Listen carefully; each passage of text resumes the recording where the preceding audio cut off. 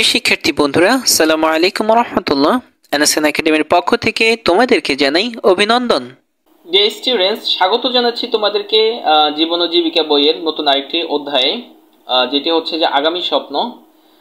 আমরা এখানে দেখতে পাচ্ছি যে আসলে সত্যি ইলাস্ট্রেশনটা দেখার পরে, ছবিটি দেখার পরে আসলে সত্যি আমাদের কাছে অনেক ভালো লাগছে। আমরা দেখতে পাচ্ছি যে রোবট, পাশাপাশি হচ্ছে যে ছাত্রছাত্রীরা এবং হচ্ছে শিক্ষক একসাথে হচ্ছে যে কিছু প্রযুক্তি নিয়ে কাজ করছে। তো আসলে মূলত প্রযুক্তি দেখলে এখন আমাদের ছাত্রছাত্রীদের মধ্যে কেমন জানি একটু ভালো লাগা কাজ করে, আমাদেরও ভালো লাগে। তো হচ্ছে যে চলো আমরা আর কথা না বাড়িয়ে আমরা হচ্ছে যে পৃষ্ঠা নং 44 নিয়ে আলোচনা করব।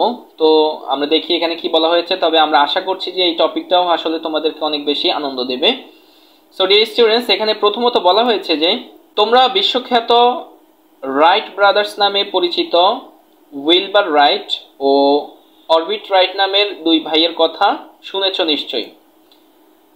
এই দুই ভাই 1903 সালে পৃথিবীর আকাশে প্রথম মানুষ বহনকারী উড়োজাহাজ ওড়ান। মজার বিষয় হলো, এই উড়োজাহাজ বানাতে গিয়ে তারা বিখ্যাত লিওনার্দো দা ভিঞ্চির বহুকাল, যেমন হচ্ছে যে 1485 সাল আগের আঁকা ছবি অর্নিথ পটার নিয়ে ব্যাপক গবেষণা করেছিলেন। প্রায় 500 বছর আগে ভিঞ্চির কল্পনার পাখার বাস্তব রূপ দিয়েছিলেন এই দুই প্রকৌশলী। তাই এমন তো হতেই পারে, আজ আমরা যা আগামীর বলে স্বপ্ন দেখছি, খুব শিগগির তা হয়ে উঠতে পারে বাস্তব ও বর্তমানে আমরা চতুর্থ শিল্প বিপ্লবের ধারপ্রান্তে অবস্থান করছি। এই প্রযুক্তিগত বিপ্লব আমাদের জীবনযাত্রার পদ্ধতি, আমাদের কাজের পদ্ধতি এবং মানুষের সাথে মানুষের যোগাযোগ উপায়কে ভীষণভাবে প্রভাবিত করবে। সো ডিয়ার স্টুডেন্টস, মোটামুটি এই আলোচনার মাধ্যমে আমরা বুঝতে পেরেছি যে এখানে হচ্ছে যে উইলবার রাইট এবং হচ্ছে যে অরবিট রাইট নামক হচ্ছে দুজন ভাই, তারা কি করছে, 1903 সালে হচ্ছে যে পৃথিবীতে প্রথম মানুষ বহনকারী উড়োজাহাজ তারা কি করছে, আবিষ্কার করেছে। আর তারা হচ্ছে যে প্রভাবিত হয়েছে মূলত হচ্ছে যে 1485 সাল আগে আঁকা ছবি অর্নিথ পটার নিয়ে তারা ব্যাপক গবেষণা করে। অর্নিথ পটার নামক হচ্ছে যে একটি ছবি দেখার পরে তারা আসলে প্রভাবিত হয়। যে ছবিটির চিত্রকর ছিল লিওনার্দো দা ভিঞ্চি। তো তিনি হচ্ছেন যে আসলে কল্পনা করেছিলেন তখনকার যুগে যে, তো ভিঞ্চির কল্পনার প্রায় 500 বছর পরে এসে আসলে তার যে কাল্পনিক পাখাটা ছিল, সেই পাখার হচ্ছে যে বাস্তব রূপ দেয় হচ্ছে যে এই দুই ভাই উইলিয়াম রাইট আর হচ্ছে যে অরবিট রাইট। তো মোটামুটি এই দুই প্রকৌশলী হচ্ছে যে ভিঞ্চির সেই কাল্পনিক পাখার রূপ দেয়, যে ওই পাখার মাধ্যমে হচ্ছে যে মানুষ কিভাবে আকাশে উড়ে যায়। তো সেই জিনিসটাই আসলে মূলত এখানে আলোচনা করা হয়েছে। আর এটার মাধ্যমে আমরা বুঝতে পেরেছি যে যখন ভিঞ্চি এই জিনিসটা কল্পনা করেছিল তখন সেটি ছিল হচ্ছে যে, তো ভিঞ্চি যখন তার এই কাল্পনিক পাখা নিয়ে চিন্তা করছিল তখন সেটি ছিল যে একটি স্বপ্ন। আর তারপরে হচ্ছে যে এটি এখন বাস্তব এবং বর্তমানে এটি আছে। তো ঠিক সেম ভাবে প্রযুক্তির অনেক কিছু এখন আমাদের কাছে স্বপ্ন মনে হলেও কিন্তু এগুলো একসময় বাস্তবায়ন হবে, এটাই আমরা বিশ্বাস করি। তো মোটামুটি এই ছিল আমাদের 44 পৃষ্ঠার আলোচনা। আশা করি তোমরা বুঝতে পেরেছ। এখন আমরা দেখব তোমাদের জীবন ও জীবিকা বইয়ের 45 পৃষ্ঠার সমাধান। প্রিয় বন্ধুরা, তা আমরা একদম টপের মধ্যে এখানে দেখতে পাচ্ছি যে এখানে বলা হয়েছে যে ভাবতে অবাক লাগে, কিছুদিন আগেও আমরা 3D প্রিন্টারের কথা কল্পনায় দেখতাম, কিন্তু এখন সেটা আমাদের সামনেই উপস্থিত। রোবটের নানা কাহিনী তো আমাদের অতীত কল্পনাকেও হার মানাতে যাচ্ছে। আরও কত কি যে আসবে কদিন পর। মানুষের জায়গায় রাজত্ব করবে মানুষের তৈরি রোবট। কারো চাকরি থাকবে, কারো থাকবে না। ভবিষ্যৎ দুনিয়ায় নিজের জায়গা করে নিতে হলে লাগবে অনেক বুদ্ধি, অনেক দক্ষতা আর নতুন প্রযুক্তির সঙ্গে মানিয়ে নেওয়ার সক্ষমতা। ভিঞ্চি শত শত বছর আগে তার কল্পনায় উড়ার ছবিতে ভরিয়ে তুলেছিলেন the codex on the flight of bird নামের খাতা। উড্ডয়ন সম্পর্কিত এমন দূরদর্শী চিন্তা ভাবনা অন্যদের দিয়েছে স্বপ্ন জোড়ার কাঁচামাল। আমাদেরও অজানা ভবিষ্যতের জন্য নিজেকে দূরদর্শী ও বিচক্ষণ হতে হবে। এসো আমরা এবার কিছু নতুন বিষয়ের সঙ্গে পরিচিত হই। নিচের ছবিতে দেখে যে শব্দ বা শব্দগুলো বা বাক্য প্রথমেই মনে পড়ে তা ছবির পাশে লিখি। তার মানে হচ্ছে ডিয়ার স্টুডেন্টস, আমরা বুঝতে পারছি যে এই ছবিগুলো দেখার পরেই তোমার কি কি জিনিস তোমার মনে পড়ছে এগুলো তুমি এখানে লিখতে হবে। তো আমাদের হচ্ছে যে পেজ নাম্বার 45-এর মধ্যে আমরা দেখতে পাচ্ছি দুইটি ইলাস্ট্রেশন দেয়া আছে, দুইটি ছবি দেয়া আছে। এই ছবিগুলোর আলোকে হচ্ছে যে আমাদের কি কি মনে পড়ে প্রথমেই ছবিগুলো দেখার পরে, এটা আমাদেরকে এই জায়গাটায় তুলতে হবে। সো ডিয়ার স্টুডেন্টস, এটা হচ্ছে যে আমরা আমাদের আনসার সেকশনে খুবই সুন্দরভাবে, চমৎকারভাবে, অত্যন্ত গোছালোভাবে তোমাদের জন্য সাজিয়ে রেখেছি। তো চলো এখন হচ্ছে যে আমরা তোমাদেরকে আমাদের আনসার সেকশনে নিয়ে যাচ্ছি। আর আনসার সেকশনে যাওয়ার আগে তোমাদেরকে বলে নিচ্ছি, যদি আমাদের ক্লাসগুলো তোমাদের কোনো উপকারে আসে, তোমরা তোমাদের কৃতজ্ঞতাবোধ থেকে অবশ্যই আমাদের চ্যানেলটিকে সাবস্ক্রাইব করতে পারো এবং হচ্ছে যে আমাদের ভিডিওতে একটি লাইক দিয়ে আমাদের সঙ্গে থাকতে পারো। ধন্যবাদ তোমাদেরকে। এই হচ্ছে আমাদের 45 পৃষ্ঠার সমাধান, ষষ্ঠ শ্রেণী জীবন ও জীবিকা বই 45 পৃষ্ঠার সমাধান। সো ডিয়ার স্টুডেন্টস, এখানে বলা হয়েছে যে নিচের ছবি দেখে যে শব্দ বা শব্দগুলো বা বাক্য প্রথমেই মনে পড়ে তা ছবির পাশে লিখি। তো আমরা হচ্ছে যে এই ছবিটা দেখার পরে, এই ইলাস্ট্রেশনটা দেখার পরে প্রথমত আমাদের রোবটের কথা মনে পড়েছে, তারপর হচ্ছে 3D প্রিন্টিং এর কথা মনে পড়েছে, তারপর হচ্ছে যে অত্যাধুনিক প্রযুক্তি, তারপর হচ্ছে স্বপ্ন হলো বাস্তব। এই কথাগুলো মনে পড়েছে, সেজন্য হচ্ছে যে আমরা এখানে এভাবে দিয়েছি।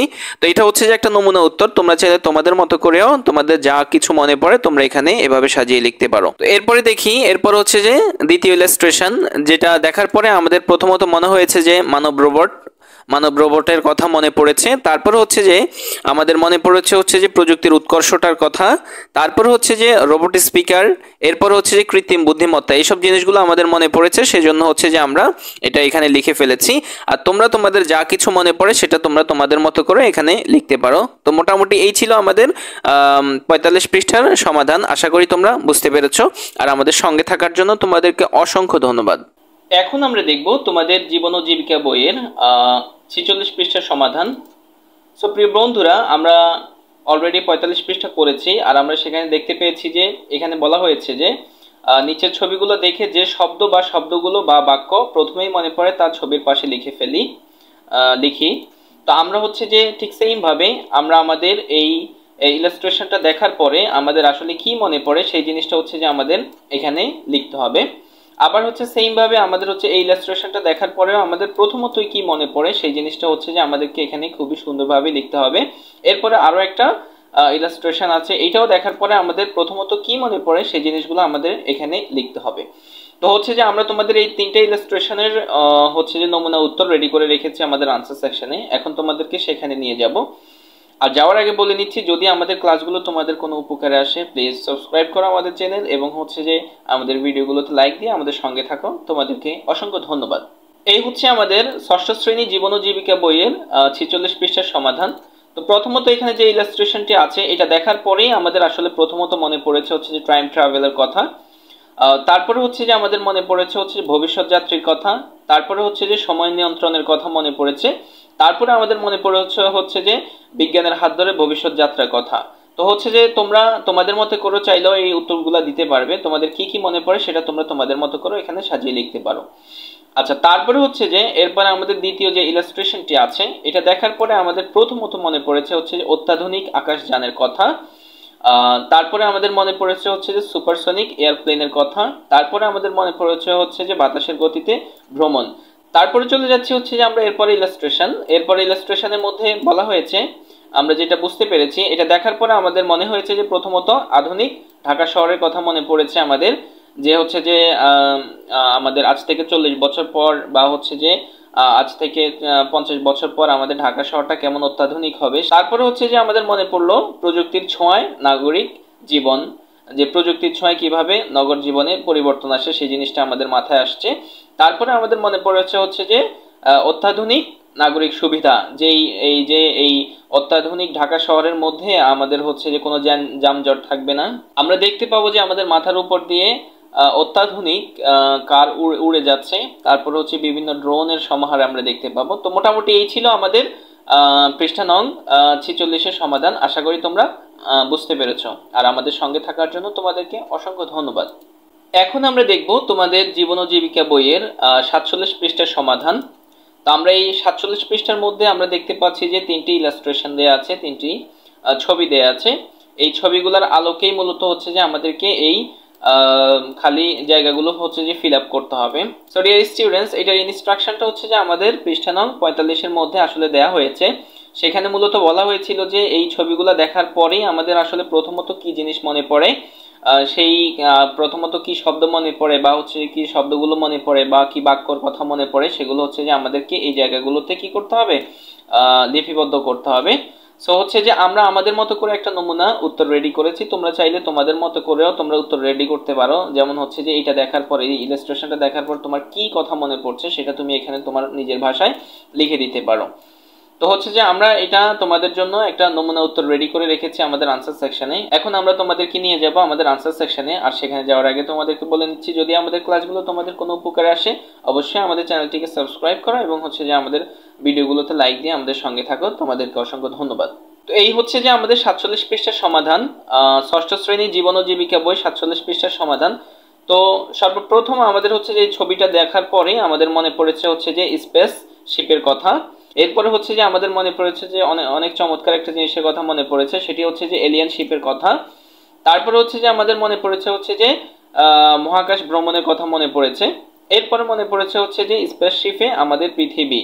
তো মোটামুটি এইগুলো আমাদের মনে পড়েছে, সেই জন্য হচ্ছে যে আমরা এখানে এইভাবে লিপিবদ্ধ করেছি। তোমরা চাইলে তোমাদের মতো করেও তোমাদের কি কি মনে পড়ে সেটা তোমরা এখানে বিস্তারিত লিখতে পারো।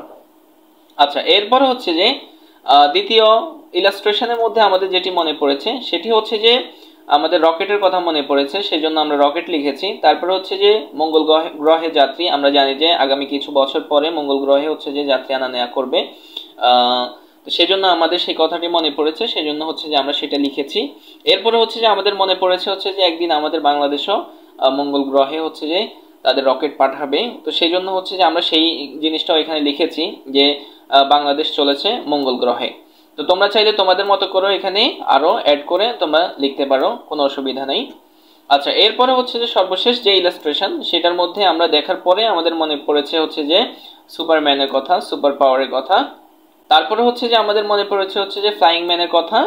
তারপরে হচ্ছে যে প্রতিরক্ষা ব্যবস্থায় বিজ্ঞানের অবদান। এই যে আমরা প্রায় হচ্ছে যে বিভিন্ন ভিডিওজের মধ্যে দেখতে পারি বিভিন্ন দেশের সেনাবাহিনীরা হচ্ছে যে এইসব ফ্লাইং ম্যান মানে হচ্ছে যে এখানে বাতাসের মাধ্যমে এই জায়গাটায় হচ্ছে যে কিছু মেশিনের মাধ্যমে বাতাসের মাধ্যমে হচ্ছে তারা উড়ে গিয়ে বিভিন্ন হচ্ছে যে তাদের অপারেশন চালায়। যেমন হচ্ছে যে আমরা দেখতে পারি মাঝে মধ্যে হচ্ছে নদী বা সাগরের উপর দিয়ে তারা এসব ফ্লাইং মেশিনগুলো ব্যবহার করে তারা হচ্ছে বিভিন্ন জাহাজের মধ্যে যায়, এটা আমরা দেখতে পাচ্ছি।